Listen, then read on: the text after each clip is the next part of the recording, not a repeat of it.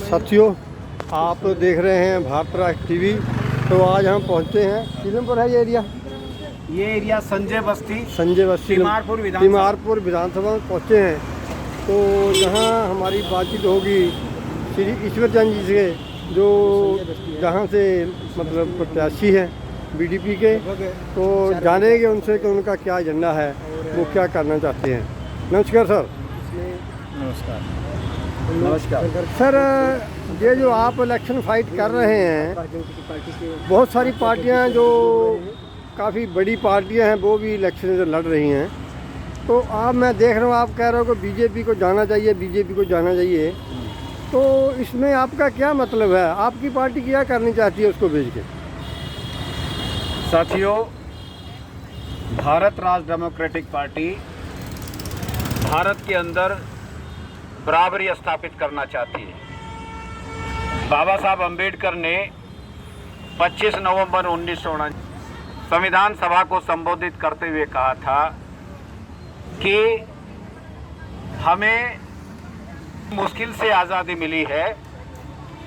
पहले भी हम गुलाम हुए थे, लेकिन जब हम गुलाम हुए तब हम इस देश के लोगों के द्वारा विश्वासघात से ही गुलाम हुए थे। रोकूंगा, 1 मिनट रोकूंगा आपको। ये जो आप अभी बोला विश्वासघात के साथ गुलाम, उसका क्या कारण है? किसने विश्वासघात किया आपके साथ? बाबा साहब अंबेडकर ने संविधान सभा को संबोधित करते हुए जिन लोगों ने विश्वासघात किया और हम गुलाम हुए, उनके नाम बताए, उनके कारनामे बताए। जैसे जयचंद, गुलाब सिंह, इसी तरह से बहुत लोगों का उन्होंने नाम बताया।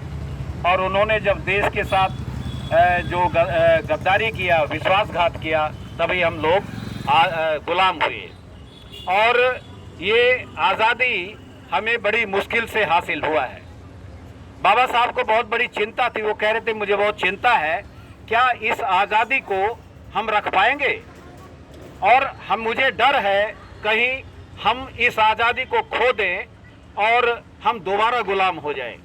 उन्होंने कहा अगर हम दोबारा गुलाम हो जाएंगे तो दोबारा से हमें आज़ादी नहीं मिलने वाली, क्योंकि इसके बाद कभी हमें मौका नहीं मिलेगा हम दोबारा आज़ाद हो जाएं।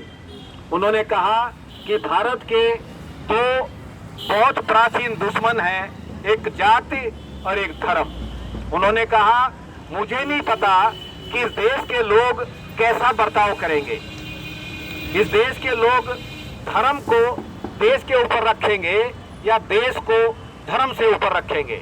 लेकिन उन्होंने कहा इसका मुझे नहीं पता क्या होगा, परंतु ये जो इस देश की राजनीतिक पार्टियां हैं, अगर उन राजनीतिक पार्टियों ने किस देश को, धर्म को देश के ऊपर रखा तो ये देश फिर से गुलाम हो जाएगा।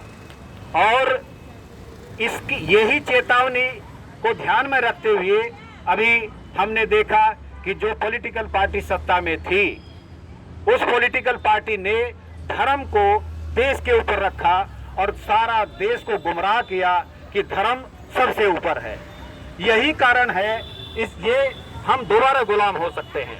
इसलिए इस पॉलिटिकल पार्टी को जिसने धर्म को देश के ऊपर रखा, इसका जाना ही चाहिए और इसको सत्ता में नहीं आना चाहिए कभी भी। ये ही कारण है कि हम चाहते हैं कि ये पॉलिटिकल पार्टी सत्ता से बाहर हो। Thank you sir, thank you.